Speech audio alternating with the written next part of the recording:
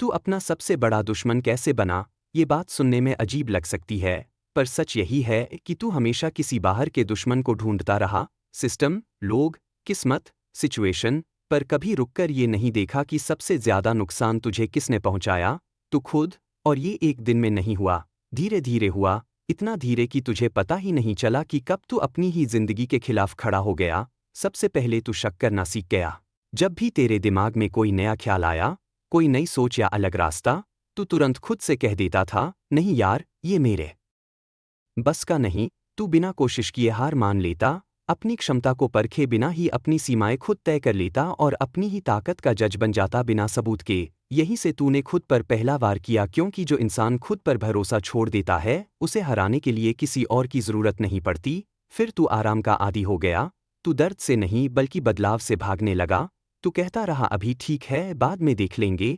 तू वही करता रहा जो सुरक्षित और आसान था। रिस्क से नहीं, बल्कि इस डर से कि अगर तू कोशिश करेगा और फेल हो गया तो तेरा वो झूठ टूट जाएगा कि तू बहुत पोटेंशियल से भरा है। आराम ने तुझे धीरे धीरे कमजोर बना दिया और तुझे पता भी नहीं चला। तू जंजीरों में बंधा नहीं था, पर तू हिलना भूल चुका था।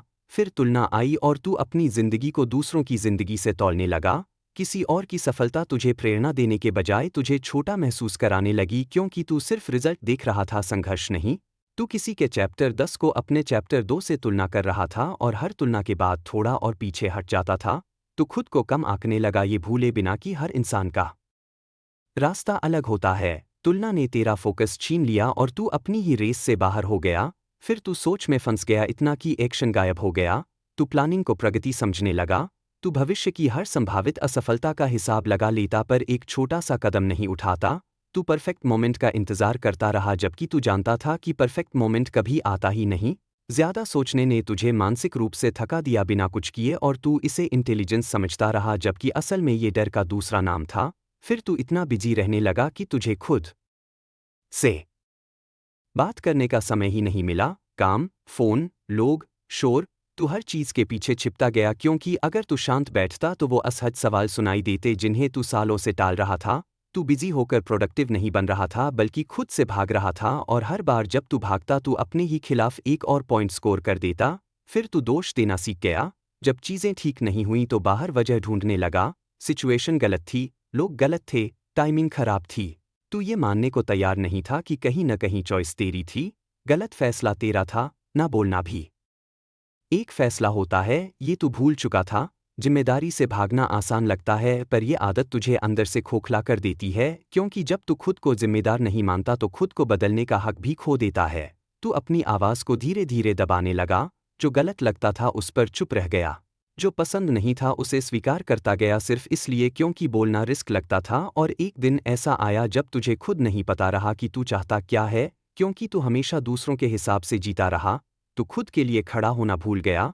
तू अनुशासन को नजरअंदाज करता रहा और मोटिवेशन का इंतजार करता रहा, जबकि काम अनुशासन से होता है। तू जब मन किया तब शुरू करता और जब मन नहीं किया तब रुक जाता।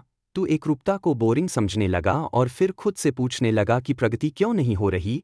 तू ये नहीं समझ पाया कि छोटी छोटी रोज की जीत ही बड़ी जीत बनती है। तू शॉर्टकट ढूंढता रहा और लंबी सड़क से डरता रहा। सबसे खतरनाक बात यह हुई कि तूने इस सब को नॉर्मल मान लिया, अपने दुख को रूटीन बना लिया। कहने लगा सबके साथ ऐसा ही होता है। तू अपनी निराशा को जस्टिफाई करता रहा, और जब कोई तुझे सच दिखाने की कोशिश करता तो या तो तू उसे इग्नोर करता या गलत साबित करने लगता, क्योंकि सच देखना दर्द देता है और तू दर्द से हमेशा भागता रहा। तू अपनी ऊर्जा गलत जगह खर्च करता रहा। जो तेरे कंट्रोल में नहीं था उस पर घंटों सोचता रहा, और जो तेरे कंट्रोल में था, तेरी मेहनत, तेरा फोकस, तेरा रवैया, उसे हल्के में लेता रहा। तू अपनी बिजली बर्बाद करता रहा और फिर कहता रहा कि बिजली ही नहीं है। ये सबसे बड़ा धोखा था जो तू खुद के साथ कर रहा था। और अब जब तू पीछे मुड़कर देखता है तो लगता है जिंदगी बहुत तेज निकल गई। तू कहता है टाइम नहीं मिला, मौका नहीं मिला, जबकि सच ये है कि टाइम भी था, मौका भी था, बस तू तैयार नहीं था। तू खुद को हर दिन थोड़ा थोड़ा नुकसान पहुंचाता रहा, और एक दिन तुझे एहसास हुआ कि तू अपना सबसे बड़ा दुश्मन बन चुका है।